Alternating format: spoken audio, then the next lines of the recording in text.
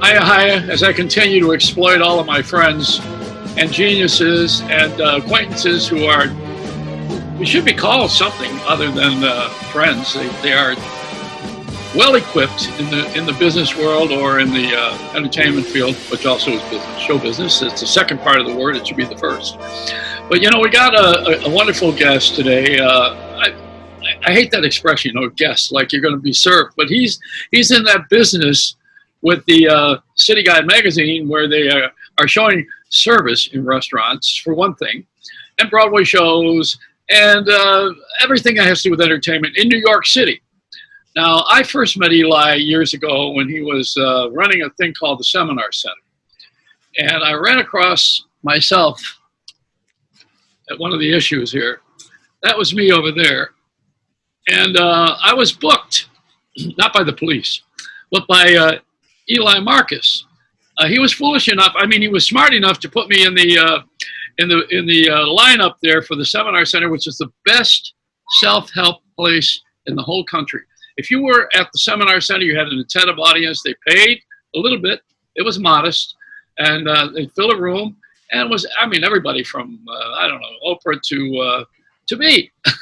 Everybody's done the Seminar Center. It was very, very popular for a couple of years in New York City, especially. Eli did it as a hobby to begin with because he was so interested in the future of America. That's what we're going to talk about now. And I wanted to mention also, when I stopped going to the Seminar Center, he had a guy who was he was a physicist. And his theory was that dinosaurs were stopped reproducing because they were gay. So I didn't go to any more of these things. I figured, that's it. I'm done with the Seminar Center.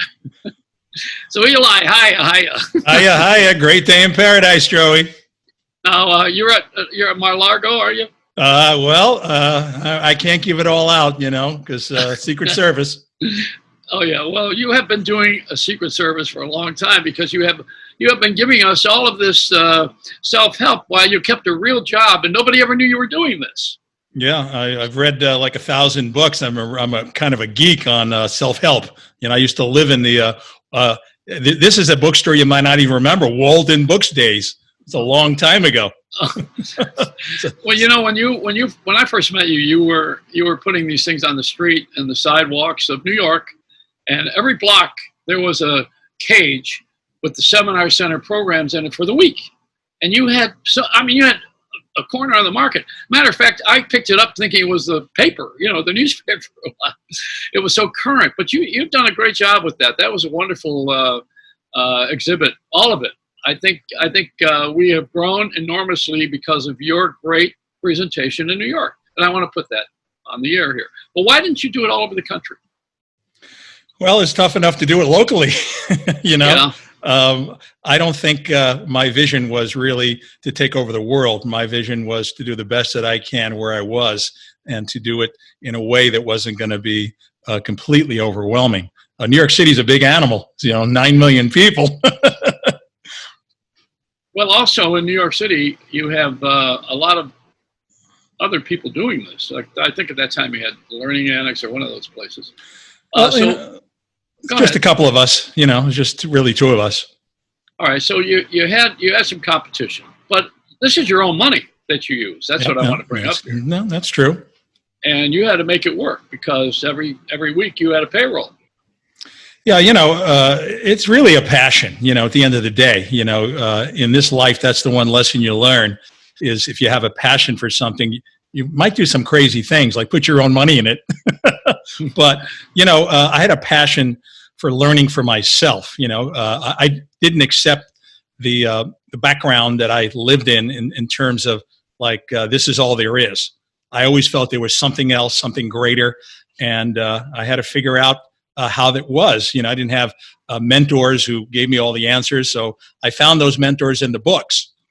And then one day I decided, something, let's share this with other people. Because other people, I'm sure, are struggling the way I was struggling. There's got to be something else. There's got to be something more. There's got to be a better way. And that was my mission, to find a better way for people. Did you ever collect comic books when you were a kid?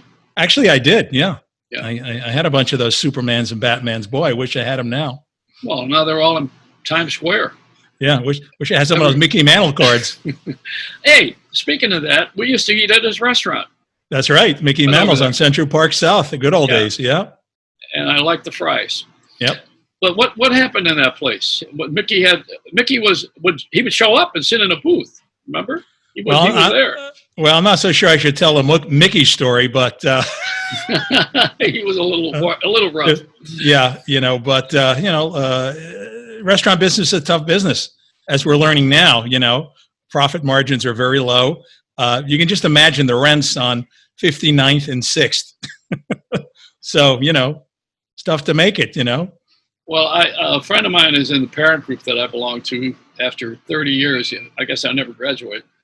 And he operates many of the buildings in New York. He is a manager, a vice president of all of the properties. And he told me this morning that he has to renegotiate many of the rents, most of the rents. And he says even the Gap and the big stores they have many spaces, they want to pay what they want to pay. They're not even looking to attempt to pay whatever they negotiated in the beginning. They want a break on the price right now. And he said he even had a property, I can't tell you on the air, but 10,000 foot space that they broke the deal on, not the Gap, but someone broke the deal on it today. And he says, it's crazy because these rentals have to take place in New York, or there is the real estate's got to come back. That's what I'm saying. New York's real estate. It's that little island. Well, I think some things might be changed forever because, back then they didn't have a pandemic, So now rents are forced to get lowered because there's going to be a lot of vacancies, and who's going to fill them? There's only so many Starbucks. There's only so many CVSs. People are engaged online now. They're forced to because, that people don't want to get next to each other. So that's, I think, going to make some permanent changes in the real estate market. Well, I have a car dealer friend who is a repair shop, and you have to go to the door, and he does not let people in the store anymore. It's one at a time, and you got to wait out there and separate. And everybody's very protective with the masks and the separation, except for certain individuals like the government. And for some reason, I don't know why they don't do it, but they're probably immune to everything because they probably are dispensing the disease instead of catching it. So what happens now with your business?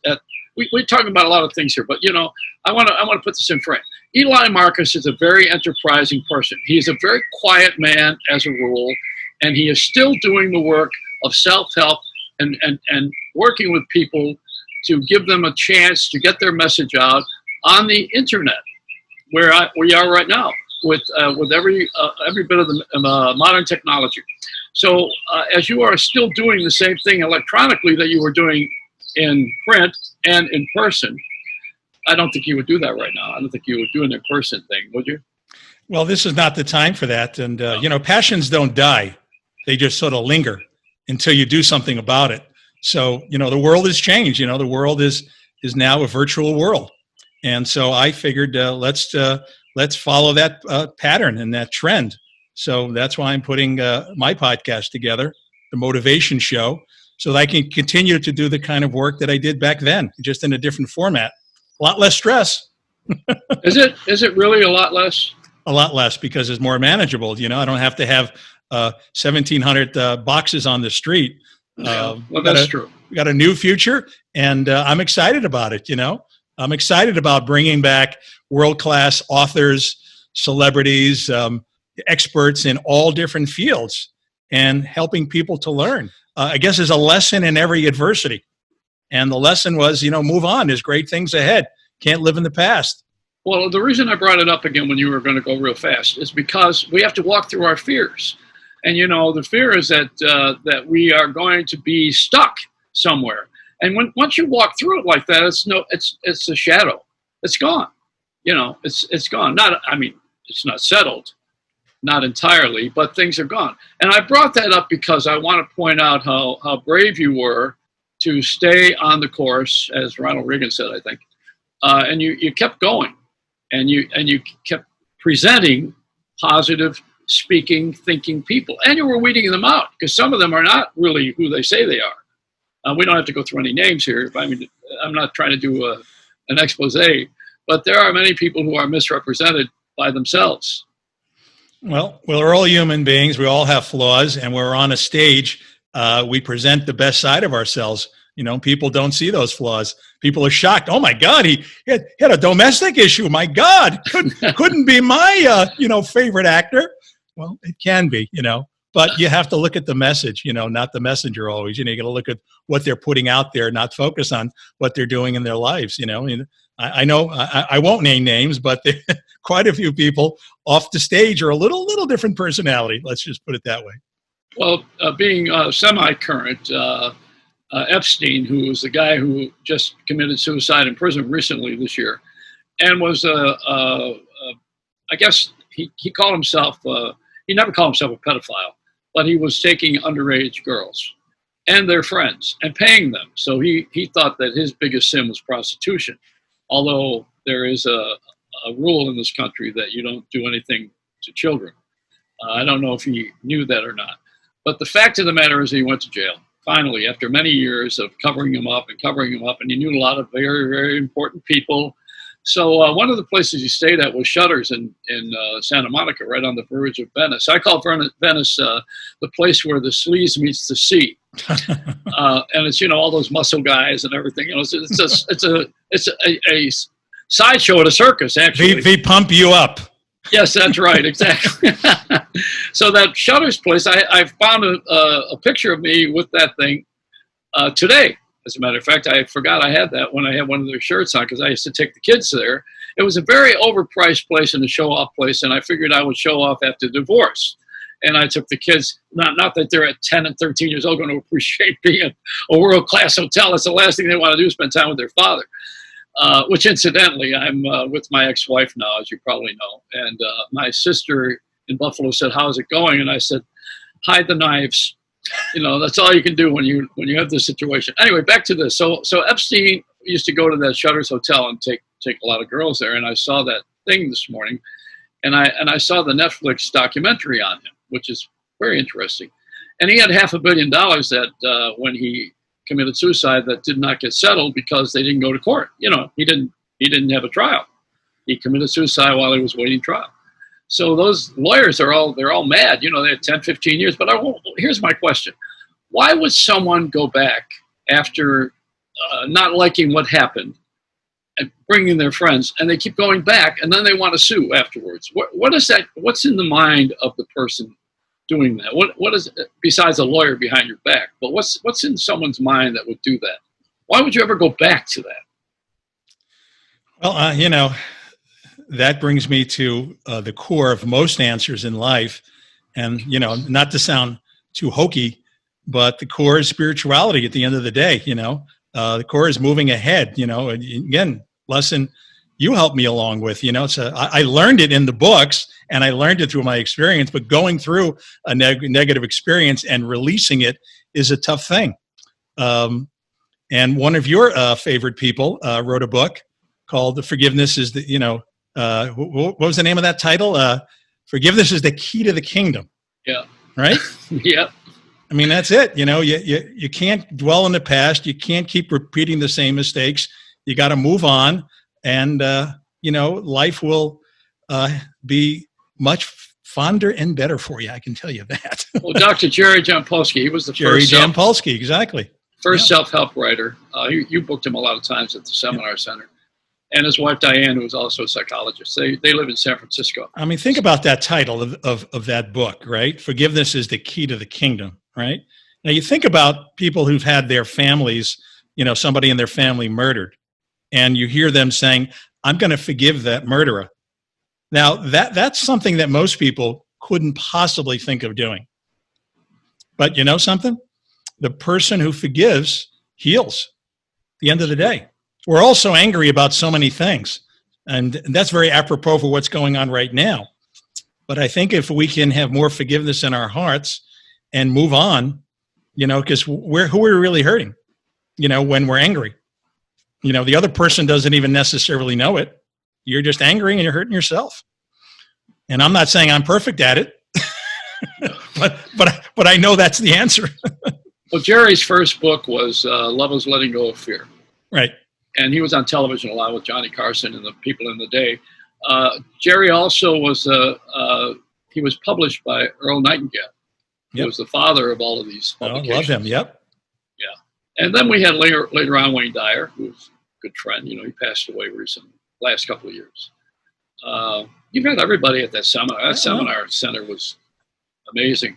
And you moved it around. I mean, I should tell people that. It wasn't a school or a place. It was different locations. You did one in Times Square. Well, we had a great one with you. I mean, we had some incredible. We had Mr. Joey Reynolds, you know, the late Joey Reynolds. We had, right? We had Les Paul there. We had Soupy Sales there that night. I mean, that was quite a night. Yeah, well, you have good shows, and I thought we were very good about the crowd because we stayed and we talked to everybody, and I didn't even hawk my book that night foolishly. But this is why people are on the late night television shows. They're selling something. I mean, they're not showing up because they want to hang around with the host. You know, I mean, it's a commercial world we live in. Well, you know, yes, it's a commercial world, but you know, there's some charm to actually not always having an agenda with everything that you're doing. And there's a charm to what you do. There's a charm to just doing it because it's a passion. What you do clearly is a passion. You do it extremely well, and certainly, I don't see a big agenda in what you're doing right now. You're letting it flow. It's such a passion. I gave myself a hickey. You know, this is not a good time for us to be giving philosophies. It seems because first of all, everybody's got one. It's like a belly button. And the second thing is we're all spread out all over the place more than ever for some reason. Probably the phone. I don't blame it on the Republicans and Democrats. I don't blame it on anybody. But electronics has really divided us. It's put us together and taken us apart. It works both ways. So it means that we have to practice a little self-discipline. Now, let me go to that. You have done that. And I could say that because I know you. Other than that, it would be a Q&A. But you have been pounding the feet on the street for so many years, and you have taken the impossible. That's what I admire about you. And first of all, he has a magazine. I'm talking to the audience now. He has a publication called City Guide, which is essentially all of the entertainment and eating and saloons and all the tourist things that you could think of in a composite. And this is given out to mostly hotels and racks where you would find people looking for something to do. And wisely, too. I mean, you go to the shows, and you also are very honest about it. I should say that. This is not, and you're not trying to be a critic. But I've gone to a lot of shows with you, and if it's not good, it doesn't fly. You won't put it on the front page of the magazine. And it's a commercial, but it's also, you have integrity, which is good. So that's what I mean to say. Well, it's not that complicated. You know, you give a good service to people. You create great relationships so that you can get clients involved and you put them in the magazine. You have a good product. You know, people want all these fancy answers. You know, I can give them in a $1,000 webinar course, but you don't really need it. Save your $1,000. You know, it's very simple. You know, just do the right things. You know, just come out and again, give a great product, great service, create great relationships, have integrity, you know, and things will come together for you. Well, the journey, you're on one and so are we. Yep. And you're creating a very good path to many things that are going to amuse us and entertain us, but also there are things that we need. There's a filling of a need in here. And I think some of the people you booked, for instance, in the seminar center really needed you more than you needed them, frankly. I was thinking of something. I want to tell a story. I would like you to do more of the talking, but I want to just tell this one thing here. I remember when Oprah was not going to do the King World show, which was syndicated every day. And she was not the queen of television yet, but she was well on her way.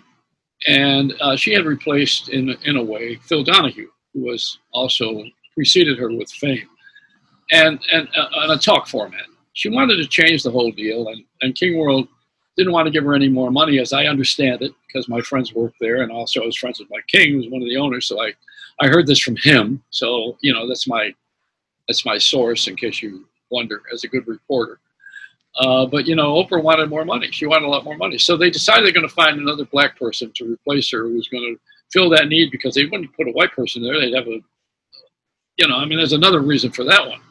So, as we are facing right now. So they put Les Brown in there, they thought. And Les Brown was a public speaker. He's still with us, and he's quite good. He's really good. So tremendous motivational speaker. And you hired him, and he was great at the seminar center.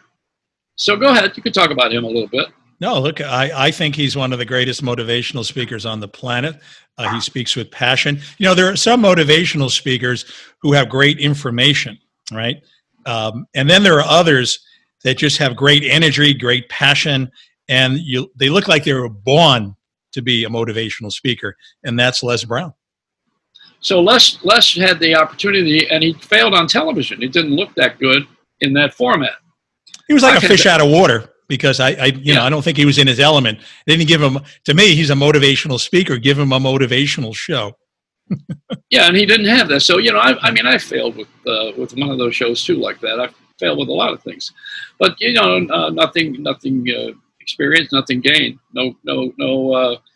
There's no punishment for this. We punish ourselves more than anybody could actually. That's true. Hurt us. So Les was great, and he is great. He's great. But Oprah decided that she would come back, and they had to pay her a lot more money. So she sat in a bathtub with candles around her, floating and doing this lovey-dovey thing, and it worked. And I like Oprah. I'm just saying it. I'm being facetious, but she went into the whole idea of spreading love rather than being an interrogator. And it's good. I think Oprah is a one of a kind, and she was the right person for the right time, and her message resonated with people because she sounded and looked like all of us at the end of the day. She was just a regular gal. She wasn't perfect. She wasn't a model, the idea of a model. She was a regular American, and that resonated, I think, with people. But the whole idea of whether we need self-help or we don't need self-help, I think we hear the same message often 1,000 times, and yet we don't change. And sometimes it just takes the 1,001st time.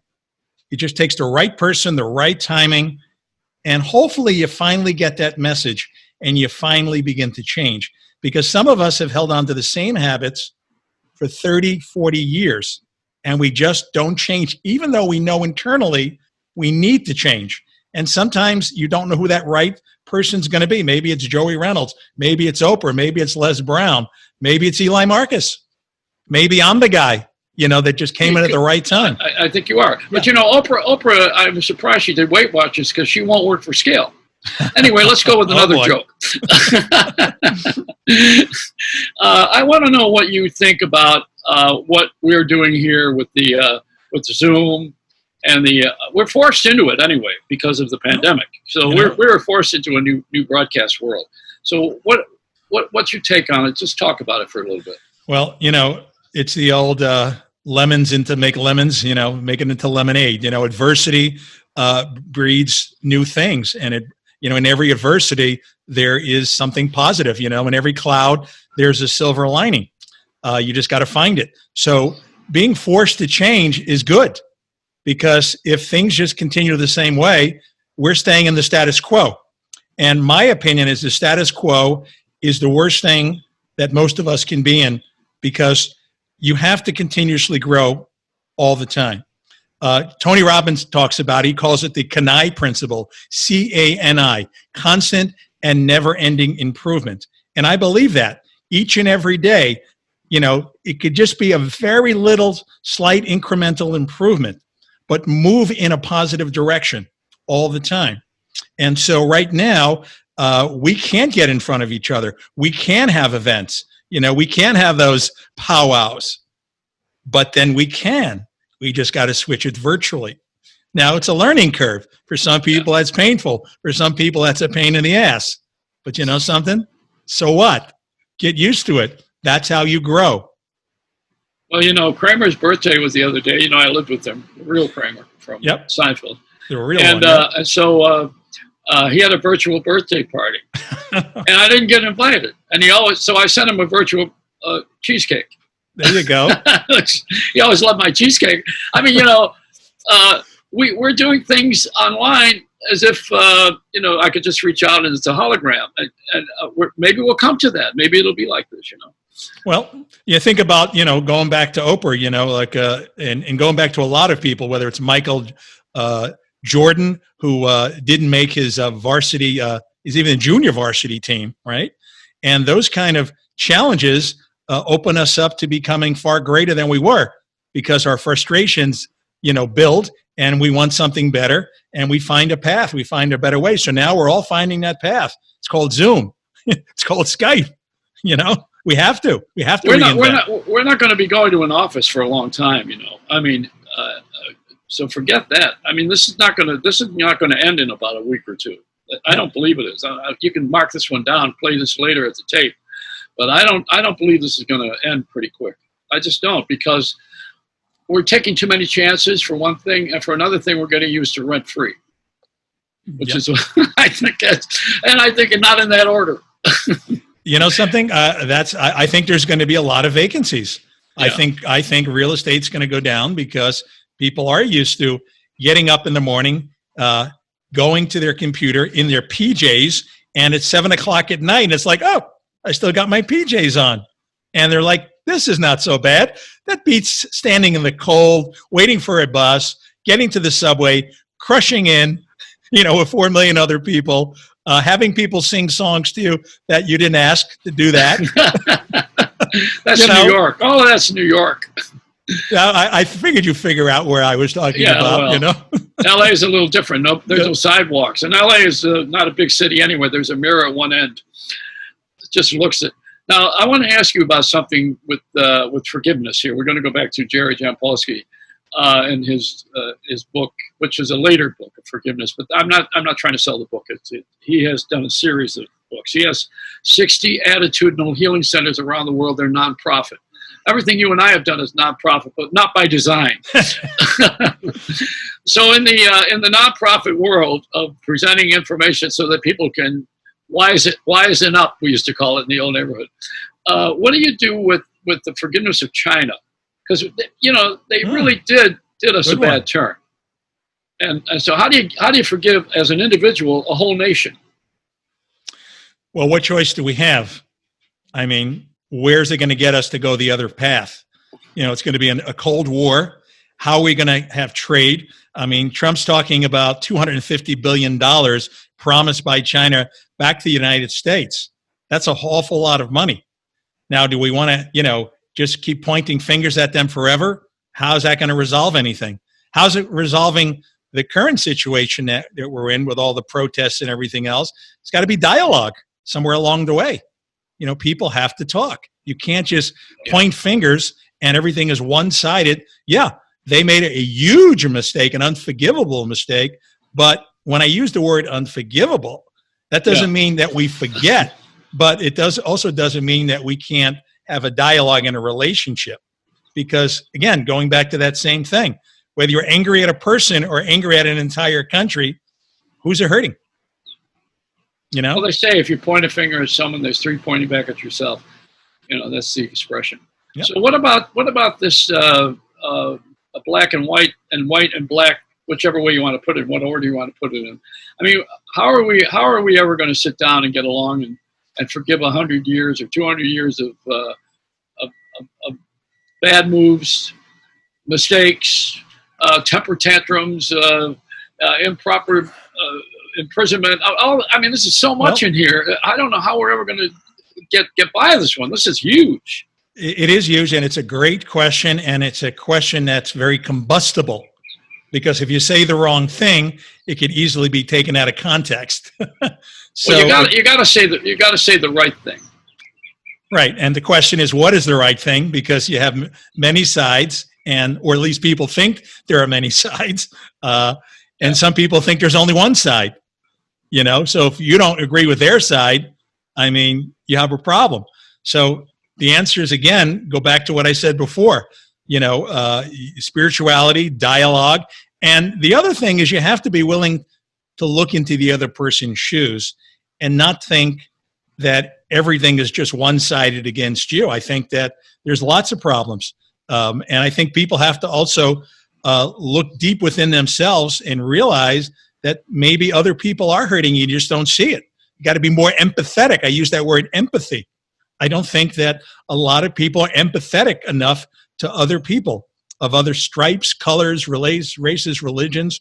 We all have to look within ourselves and say, what can we do to make things better? What am I not seeing? Am I part of the problem or am I part of the solution? What can I do to help other people heal and feel better? Because if somebody else has a gripe and they're very angry about it, instead of us, resisting that and saying, what are they so angry about? Maybe we ought to really put ourselves in their moccasins and say, let me think about this. What can I do to make it better for them? Because at the end of the day, we're all one, but unfortunately, somehow we got misguided along the way. I mean, I'd like to think that, all of us would allow everybody an opportunity, and who's ever has the best talent, is going to be hired. That's not the criterion, is it? Well, it's not the well, best I talent. mean, unfortunately, there's been a lot of criteria in the past where people do judge people by their race, religion, color, the way they speak, et cetera, et cetera. I wish that we all just, looked at everybody without color, without race, without religion, and we just look at who's the best person for the job. All right, here, Seminar Center. Yeah. Who do you have on the bottom in the middle? Who was it? Do you see it? I think that's a football player, Marvin Jones, great football player for the New York Jets, someone I admired. You never cared about color or gender. You had Betty Buckley on the side; she's an actress, and also over here. I mean, you just went according to who was going to carry a good message. James Van Praagh. Wasn't he a mentalist of sorts, or talked to the dead, or as I recall? That's exactly right. He spoke to the dead. Well, he would be our president now. So I think we have a lot of people who are not being featured again.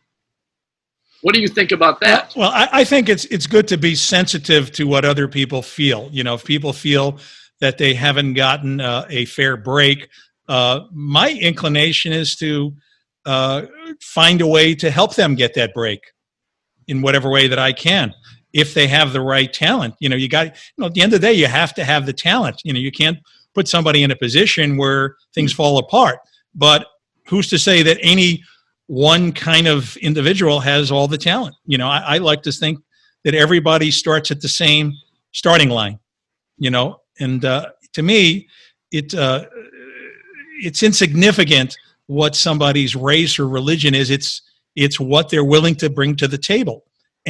But I'm going to be more, for me, I think I have to be more sensitive to how people feel, right or wrong. If they're thinking they're not getting the best break, it's part of my job is to make sure that they're not feeling that they're not going to get hired for me because of, what they think they're getting hired for. There's only one reason somebody wouldn't get hired for me. They're just maybe don't have the talent. But it doesn't make a difference to me, what they look like. Doesn't, and it shouldn't to anybody else. I think also, I've known you for a while. I know that to be true. Also, your wife is she's different than you. She's a very different kind of person. I mean, I call her greatness. You know that? Because she's my standard. She's my standard. She's a martyr and you're a saint. That's probably it. No, you got a good wife in all ways. I don't want to be taking her across the coals here. She probably want to edit all this, and we don't edit. But, she's a lovely person, and she also is from another culture, Yep, another background. And I love the fact that you are an equal opportunity offender. Yeah. Yeah, that's a good word, offender. I might offend some people of all stripes. Not necessarily intentionally, but. Well, my favorite thing about you with the Seminar Center, if I tell you, I'm going to show you. Here, I'm going to bring that magazine up again. You know what it is? What's that? The word free. Is that on the screen there? Did it get there? Yeah. Oh, there it is. That's the most powerful word in the entire English language. That's America. And the second most powerful word is sail.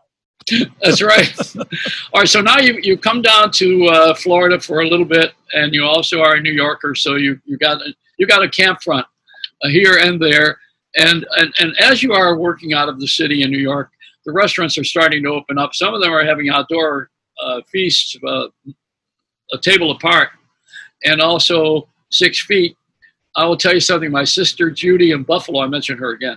She bought a 6-foot rope, cut up a 6-foot rope to take to visit people. I mean, she's overboard. You gotta hold the rope to talk to her, on the other end. But we have a separation at dinner. How are we going to eat dinner with a mask and all that? The usual practical question. What do we do? Honestly, that's a tough one. I don't know if it's going to be completely feasible to be 6 feet apart. I mean, look, at the end of the day, you wear your mask. You're not going to be wearing your mask while you're eating. You have to do the best you can to stay away from people. I think the seating is fine. It's just when you get up, let's say you both go to the bathroom at the same time, what are you going to do? One person's going to have to wait outside, I guess. But, something where there's a will, there's a way. You find a way to make it work. We know what the rules are. And all we have to do is, like everything in life, just follow the rules. Well, women do go to the bathroom together anyway. One's in the bathroom and the other one's a lookout. Now, let me ask you about this stuff here again with it. You have had City Guide magazine for a number of years. You've been the juice there. I know you don't own it, but you're making it work big time, and to your credit, and I'm saying it, not you. So you have this great relationship with restaurants and theater and all forms of entertainment, actually, and you put that together, as I understand it. I've watched you do it. So I'm not making this up, and I'm not trying to get you a raise. But what I am saying is that you have all these things that you put together are now on a standstill because they all require separation. Yes. Yep. You are a crowd pleaser without a crowd. Well, some people are getting very crafty in how they are handling this. So restaurants that never did takeout or delivery before are not only doing takeout and delivery, but they're coming out with some really clever ways to do that. Now, one of the things, at least to ease up, is the ability to sell alcohol, so people are putting together some really clever packages for that. But you can take almost any sort of important day, whether it's Secretary's Day, Mother's Day, Father's Day, July 4th, and make it a feast kind of thing and do a special takeout and delivery platform for that. For some of the museums, they can't be open. So what are they doing? They're doing virtual exhibits. I've been on a number of Zoom calls with the Museum of Jewish Heritage, and one was an incredible film called Labyrinth about the Holocaust, about a guy who drew all these paintings, which actually can be seen just a few feet away from the actual Auschwitz, but most people don't know this exists. And I only learned about this because I went on a Zoom call. So there are some advantages, actually, because a lot of people wouldn't never make it down there because it's down in Battery Park. Now you just get on a Zoom call and you're right there. Yeah, that's a good place, and they do some wonderful exhibits. They got to keep Rabbi Shmuley out of there. Oh, Shmuley Botiak, he's so outspoken. I used to have him on the show all the time. He makes everybody crazy. He has a book called Kosher Sex. Remember that? Well, I mean, I had an event I had 2 events with Shmuley, actually. Both of them are almost another show in itself. One was actually with Al Sharpton, and the title of it was Can Blacks and Jews Get Along? And I think they both handled it pretty well. They were like going at each other, back and forth, and it was quite entertaining and interesting to hear their answers. The other time I worked with Shmuley was to bring Michael Jackson to Carnegie Hall. Yeah. So I think I'm the only one who's ever produced a Michael Jackson event that never got to meet him. And that's a whole other story. I mean, he was surrounded by paparazzi. I couldn't get near him. And he had a mask. He wore a mask. And then when he passed away, this is a true story. I was looking at a video that I bought, the unauthorized, story of Michael Jackson. And About 3/4 of the way into the video, guess who's in the video? Me. Oh. Standing 4 feet away from Michael Jackson, trying to get his attention at my own event, but couldn't get near him because of the paparazzi. Well, like I said, he's practicing separation, and he had a mask. Yeah. He was yeah, well, he was a forerunner. He was a forerunner of today, right? Yeah. Well, Eli. I want to talk about where we can see you on a regular basis. Now, you're such a good guy, and you really are sincere. And I've said enough positive things to where they're going to think I'm laying it out thick. But the fact of the matter is that you are a one-of-a-kind guy. That's why I wanted to do the Zoomcast with you. You never asked for anything, and I wanted you to be on. I know you would never take a bow because you're not one of those guys that looks for fame or fortune.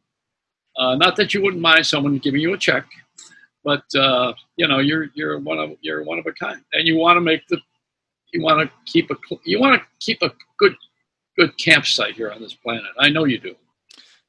Well, I have a very simple theme for my life right now. And my number one goal is not money. My number one goal is to make everybody feel just a little bit better having known me and having heard me. And if I can achieve that, that will mean more to me than all the tea in China. No pun intended. Well, where are you going to go? Where do we see you now? Well, I built my website, EliMarcusSuccess.com. MARCUS. MARCUS, EliMarcusSuccess.com. And you'll be hearing me on my podcast, The Motivation Show. And all you have to do is go to C-SuiteNetwork.com, C-SuiteNetwork.com. Is it sweet, S-U-I-T-E or S-W-E-E-T? S-U-I-T-E, yes. God, if you want to text, you better learn how to spell. Ain't it? I mean, isn't it? Or you can hear me on all the Apple and other ways in which people get their podcasts. All right, now let's go to that suite again. Where is that sweet spot? Yes, C-SuiteNetwork.com, C-SuiteNetwork.com. Okay, not S-E-E, not S-U-I-T-E. Yeah. And it's not just me. You'll hear a lot of other great podcasts because it's just the world's largest podcast network for business. So you're going to hear some incredible people, including Robert Kiyosaki, Rich Dad, Poor Dad. Yeah, he was good. I've had him on the show. When the book first came out, I think. Why don't you run this on there? Can you run that on C-Suite? This podcast? Yeah. Well, that's a discussion that we should definitely have off camera. I got the word for you. Free. There you go. Most powerful word in the English language. You got that. And what's the second one? Sale. You're great. I mean, think about it, right? If something's regularly priced, you don't even think about it. All of a sudden, the word sale comes up. Somebody could have artificially, just had the higher price, called it a sale. It's back to where it was to begin with, but you throw the word sale, right? See how many car commercials there are on the air right now? I'm going to go to Volkswagen. I'm going to tell them I'm out of work and I want 6 months free, but I don't have a Volkswagen. So I got to use another. They're not going to take another car, are they? Who knows? No, it's just fun. Anyway, I love you. You're great. And you're the best, Marcus, Joey. C-Suite. Joey, you're the best. You're a giant in your field and what you do. You've done it for a very long time. And I listen to you very closely and I learn a lot from you. Oh, thank you. Thank you very much. Eli Marcus, let a smile be your umbrella, but don't get a mouthful of rain.